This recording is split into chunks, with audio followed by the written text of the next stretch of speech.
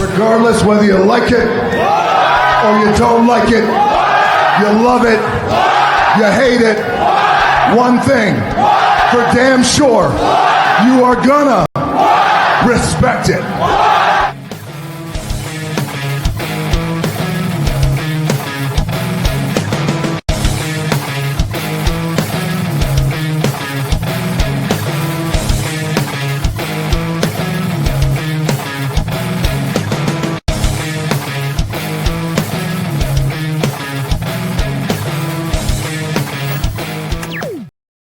Yo, what it do, and welcome back to All the Gold Podcast. I'm your host, Derek J.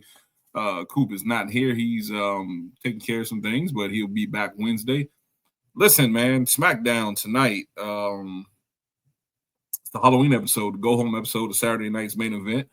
I think this was a pretty lackluster SmackDown, in my opinion. Really wasn't feeling it tonight. Got some okay matches tonight, but let's kick it off, man. First of all, we want to kick off with the Tiffany Stratton coming out to the ring tonight, and she addressing the crowd about her attack from last week from Jade Cargill. But that was pretty interesting. She came down the ring. She really, to me, I didn't think that she was fired up the way I guess I wanted her to be fired up. So I was just looking for a little bit more from her. She came down the ring. She was just basically saying, Tiffany, Jade, come down here right now, and demanding her like this little baby voice. I wanted more of a grown woman, like get your ass down here right now. You know what I'm saying? Like you be a little bit more angrier in your approach to bringing somebody or calling somebody out who attacked you last week, turned it back. Not really saying that Jade turned her back on her, but Jade basically turned heel on her last week, injured her leg, on the steel steps. And she just came out there. It was just pretty like a blah moment to me, Then Jade came out, and earlier in the night she had the Punisher costume when she was coming into the building, like a take on the Punisher costume. Then she came out in the Catwoman from Batman Returns, the Michelle Pfeiffer get up. So I thought that was pretty cool. Jade basically saying, she's she tasted her own blood last week. Now she knows what she wants, and she wants that WWE Women's Championship. And she's going to take it from her tomorrow night at Saturday night's main event. Just paraphrasing what she said. So security came down, they get involved, and it was just an okay moment. I wanted more from this, I really wanted more from them. I wanted to see them come out with a little bit more fire, especially on Tiffany's side. I think Tiffany just came out she fell flat to me in this segment right here. She seemed like a little kid, basically. She just seemed, I don't know. Maybe it's just me. I don't want, probably got some Tiffany fans out there. Don't want to, get on that. But I feel like Jade was on top of her game a little bit more than Tiffany. But it is what it is, man. Like you said, security was breaking it up right here. Security. What's your purpose, security? Like, y'all can't hold these women back, man. Like, y'all are grown men and can't hold these women back. That's crazy, yo. I just don't understand it, man. So tomorrow night, let's just talk about tomorrow night, man. Tomorrow night, Saturday night's main event, you're going to have a new Women's World Championship, Women's World Champion. That's going to be Jade Cargill. The reason why I say that, because they're not going to build Jade up and then have Jade lose tomorrow night. They're just not going to do that. I'm sorry. They're not going to turn her heel and then she lose another World Championship match, especially to Tiffany Stratton. I think what they're going to do with Tiffany is they're going to build Tiffany up and have her chase the belt again. She might win the Rumble this year, you never know.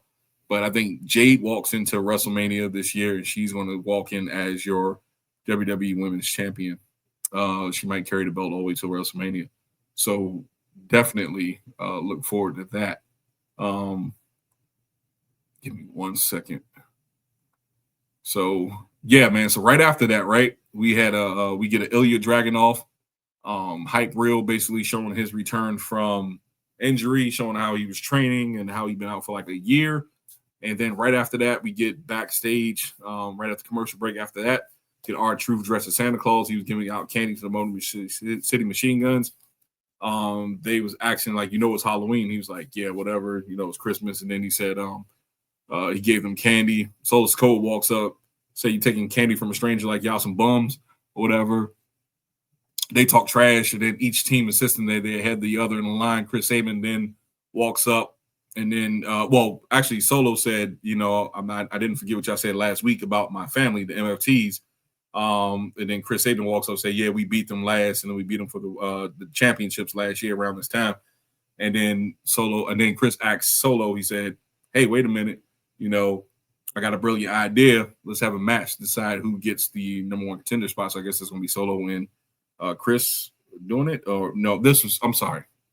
That was for later tonight. They was talking about a match against the MFTs. Right after that, I'm getting ahead of myself. Right after that, Fraxium comes down to the ring. And then Nathan Frazier, Fraxium, the team Fraxium, Nathan Frazier came out to answer Ilya Dragunov's United States Open Challenge. Right after he's about to come down to the ring, he's walking down the ramp. Tommaso Ciampa comes out, pushes him out of the way. He gets to the ring with the mic. Him and Nathan Frazier go back and forth at it. Ilya steps in.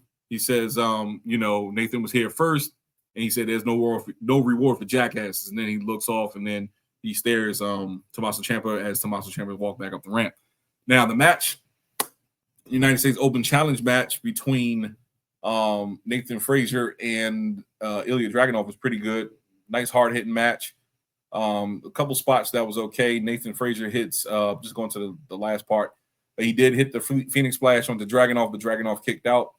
And then Dragunov actually win the match because he hit an H-bomb onto Nathan Frazier, retaining the WWE United States Championship. It was a good match, man. Like I said, hard hitting from both. That damn H-bomb, man. The pin is weird, man. I don't like the way he pinned you, man. You ain't gonna straddle me like that, but it is what it is, man. But it was a good match, man. It was a decent match. It was an okay match.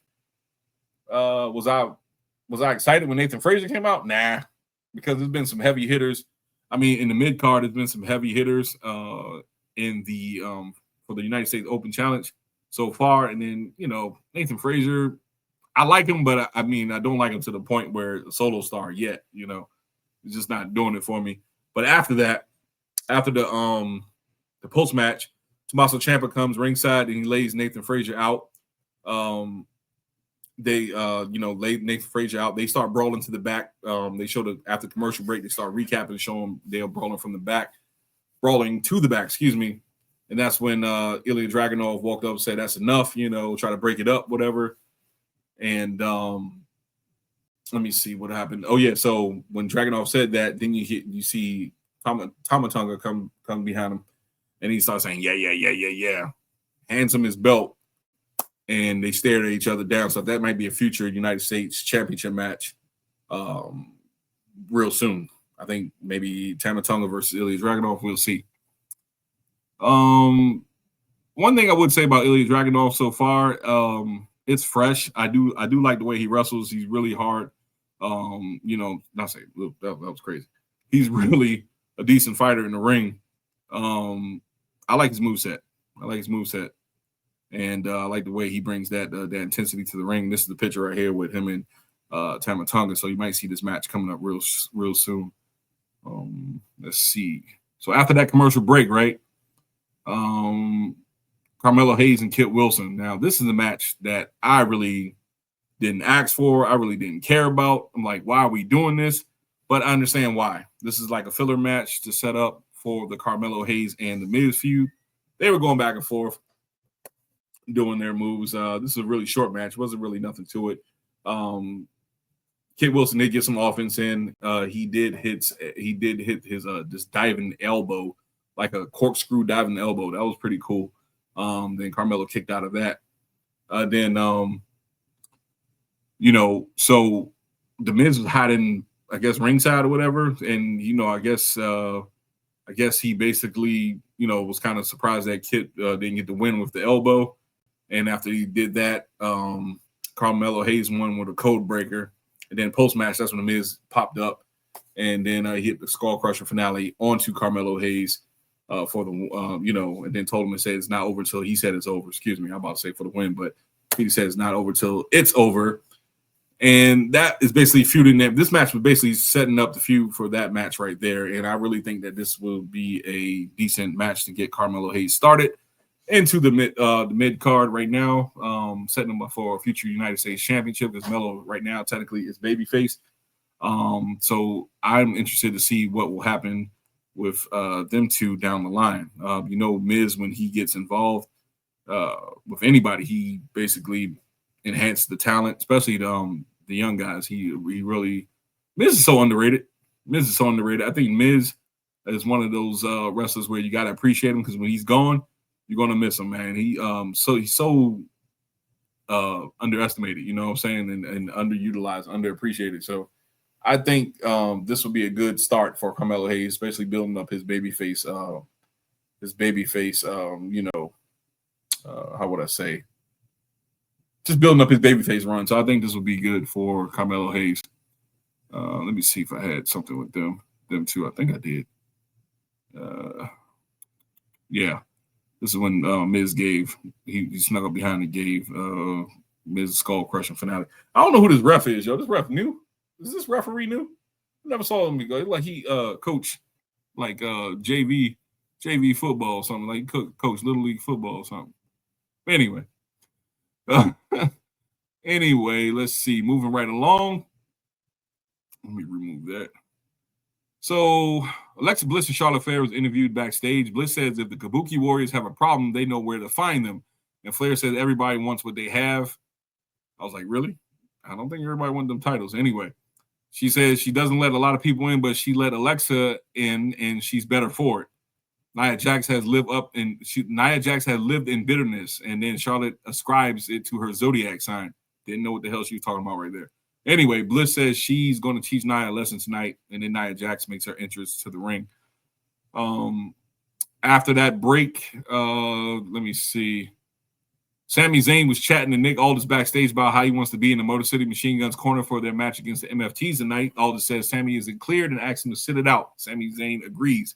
Cody Rhodes then pull up, and then Cody Rhodes had a bright-ass orange suit, looked like David S. Pumpkins from SNL. So anyway, he tells Sami he should be proud of what he did with the United States Championship. Zayn wishes him luck, and then says good luck against Drew McIntyre tomorrow night, Saturday night main event, and he's pulling for him. Nick says he needs to do his due diligence and look Cody in the eye and ask him if he had anything to do with the attack on Jacob Fatu. Rhodes says he knows that Nick has to ask this question to him, but he had nothing to do with it. He said he likes Jacob in his next order of business. Nick offers up a copy of the contract for tomorrow night at Saturday night's main event. Cody says he's okay with it, but he's got to worry about Drew. And Nick Aldis says Drew is next, so he's going to talk to Drew later on in the show. This was, was nothing really to the segment. But the key thing I do want to point out in the segment, though, I think that there's really – I don't think Drew is going to win this title tomorrow, man. At first I thought he was, but here's the thing. They're going to whoever attacked Jacob is going to interfere in this match, and I think I know who it is. I think it's Randy Orton.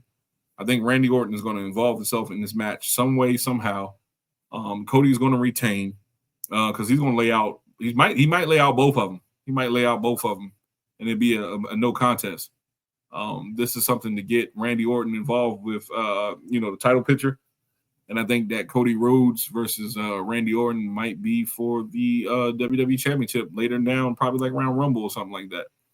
I just, for some reason, when I first started off when I thought about it last week, I was like, damn, I think Drew McIntyre has a nice, clean shot to win the championship. Then looking back at it, when they keep bringing up the who attacked Jacob, I'm like, you know what? Never mind. I take that back. Randy Orton's going to interfere in this match one way or another. It's not going to be a surprise shock victory. Now, if they do it, that's fine. I'm completely fine with it. If Cody drops the title to Drew tomorrow, that's cool. I'm fine with it. If Cody retains tomorrow, I won't be fine with it because I really do want Cody to, I want him to chase the title. Not really a fan of Cody being champion all the time, but I think this is going to be an interference angle with Randy Orton, man. I just got a good feeling that Randy Orton's going to pop up tomorrow night, Saturday night's main event, and cost both of them the championship. It's going to be a no contest. Now, you could go in the way of a triple threat, probably for a future, maybe Survivor Series or something like that.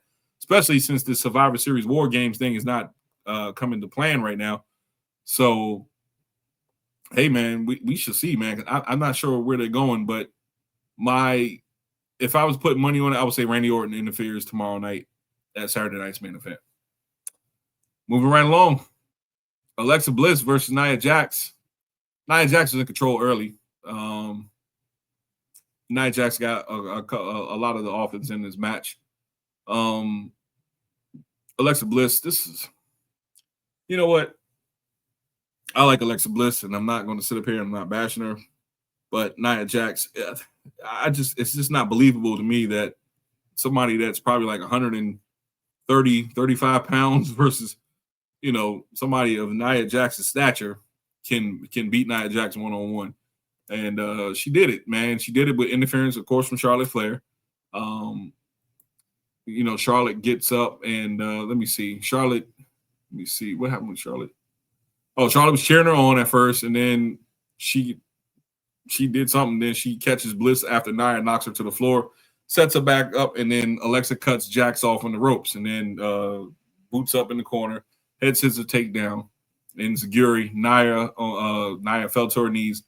Bliss hits a low crossbody for 2. Charlotte then tends her teammate.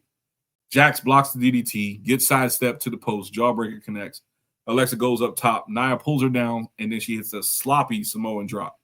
Like, she didn't really connect with the Samoan drop. She barely caught her and dropped down with her, but that's Nia Jax. We already know what she is. So then, let me see. So then Alexa, Nia runs Alexa over and then shoves Flair back inside, dragging Bliss into position. Charlotte runs the interference and then trips, and Alexa trips her up. So basically, Charlotte interfered. Alexa tripped up Nia Jax, and then I guess she rolled up Nia Jax with a side saddle victory roll for the win. Now, this match right here, I didn't ask for this match. Nobody asked for this match, really. It was okay. It wasn't the best, but little heelish tactics, man, in my opinion. You know what I'm saying? I know they try to get the win over the bigger Nia Jax, but still, little heelish actions to me. So, but yeah, nobody didn't ask for this match, man. This is one of the matches you'd be like, whatever. Let's see. I would say this, though, man. Is it almost time to break this group up? I think so, man. I think in the long run, you got to look at it like that. I think you got to look at, the possibility of, getting to that climax where you have to separate them two. I mean, they're doing good what they're doing with Charlotte. Charlotte's getting more personable, and I see people are starting to relate themselves more with Charlotte Flair. But I think that, you don't want this to go on any further than what it should have. I mean, basically, you're going to have them two turning on each other real soon. And I think that with these two, I think you're going to see Alexa with the more heelish tactics, because I think Charlotte's going to do something annoying that's going to piss her off, because you really don't want to have Charlotte go backwards and become a heel again, like right off the break, because she has so much babyface momentum right now. So, yeah, man, we should see, man. I just don't know, man. I don't know, but I think eventually they're going to have to pull the trigger on that one. Let's see, man. Moving right along. Let's see, remove that. MFT's running the Ray Phoenix backstage. I thought this is pretty cool. This is pretty funny, actually. Not cool, but pretty funny. So Ray Phoenix was backstage, and MFT's walking backstage, and they're running to Ray Phoenix. Solo asks if he want to fight. Phoenix says he doesn't want to fight Solo, tells him to go trick-or-treat. Then Solo tells him to go trick-or-treat or something. Ray comes back and stands on the milk crate. And he says, you put your hands on me last week, now I'm going to put my hands on you. So he basically calling out Tala Tonga, says he want a match against him next week. And then Solo says, functionally, it's going to be your funeral. And then Phoenix slaps Tala Tonga.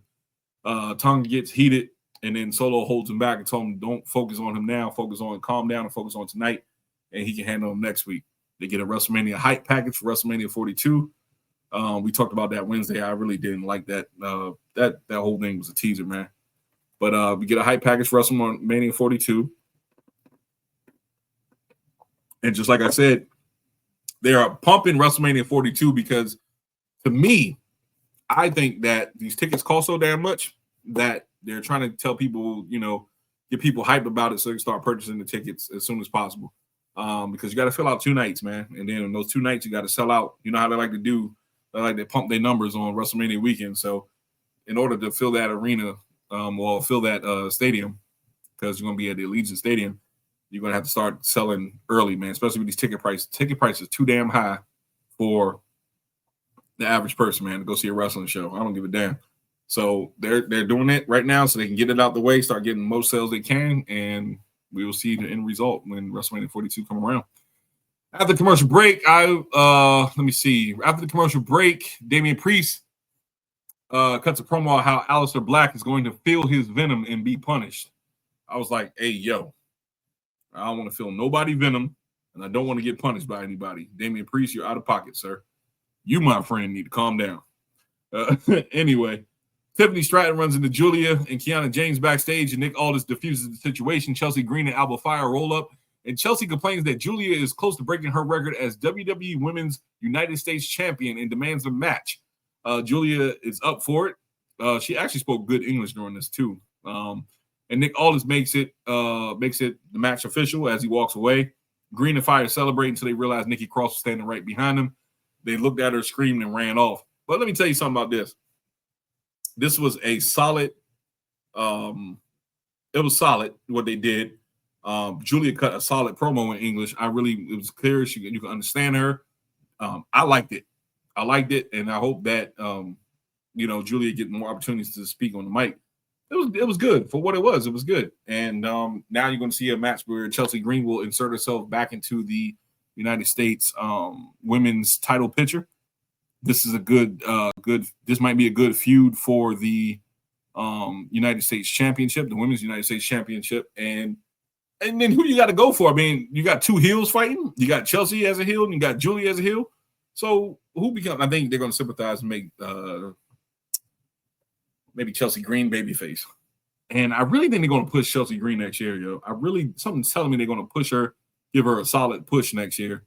I can see it, man. I can see it. Maybe Chelsea Green wins the Rumble, but I think it might be her time next year. We'll see, man. But I'm interested to see where this goes. Maybe this can light a fire in that division on SmackDown, especially for the mid-card title, the Women's United States Championship, maybe to get the title back on Chelsea Green and see where it goes from there, man. But they really do need to pump that division up because it is really suffering since that belt. And I can't believe it's almost been a year that belt been in circulation. So it's crazy. Let's see. They did some kind of earlier in the show between two mascots, the Utah Utes Hawk, and then I think it's the Cincinnati Bearcat. I was like, whatever. I might ask for that. Matter of fact,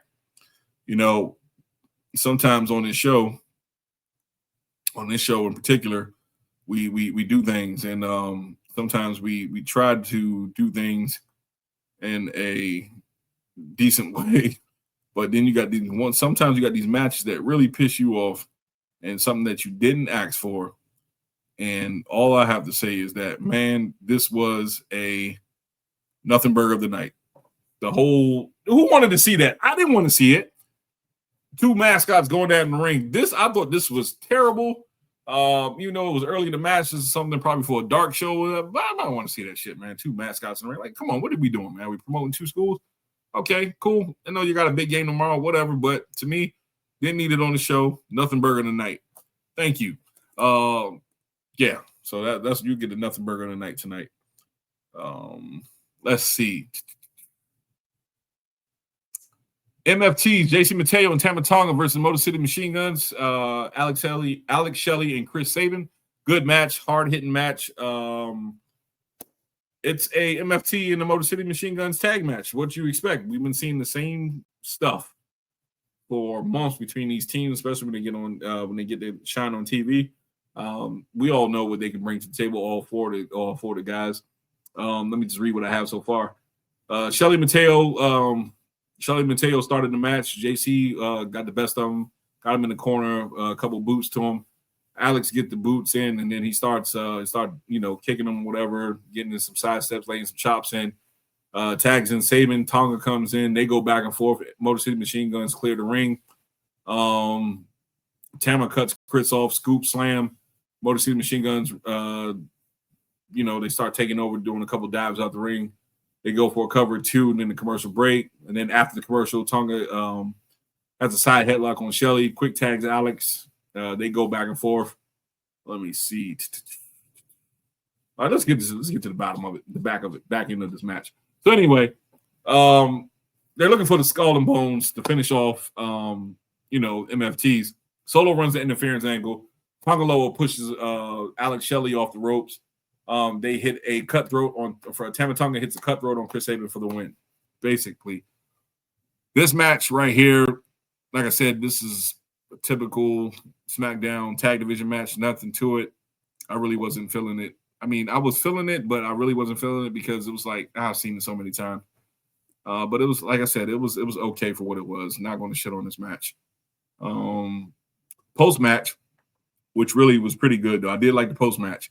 Post match angle, Tama Tonga chokeslam Sabin real hard. Phoenix comes in to make the save, but he get overwhelmed by the MFTs. The numbers game is just too much for him. Shinsuke Nakamura came down like a ball of fire. He came down with a couple strikes, took out a couple of the MFTs. Then all of a sudden he runs into Tama Tonga. Tama Tonga chokeslams him, and they just stood over Phoenix, the Motor City Machine Guns, and Shinsuke Nakamura. So yeah, it was a decent, like I said, decent ending angle for that one. I think you might have I hope they're not going for a war games for this too, man. This is scary, man. I really don't want to see this as a war game. Either that or the Wyatt 6. I really don't want to see the MFTs in the war game. They really got to step up that Survivor Series card within this month because it's getting a little closer to Survivor Series, and I really haven't heard any solid concrete matches for Survivor Series. So that's pretty scary that they haven't really started setting the tone for that. And here we go right here. This one they were standing tall over Shinsuke, Ray Phoenix, and them. Let's see, man. Moving right along. We get a commercial hyping up some stuff for next week's show.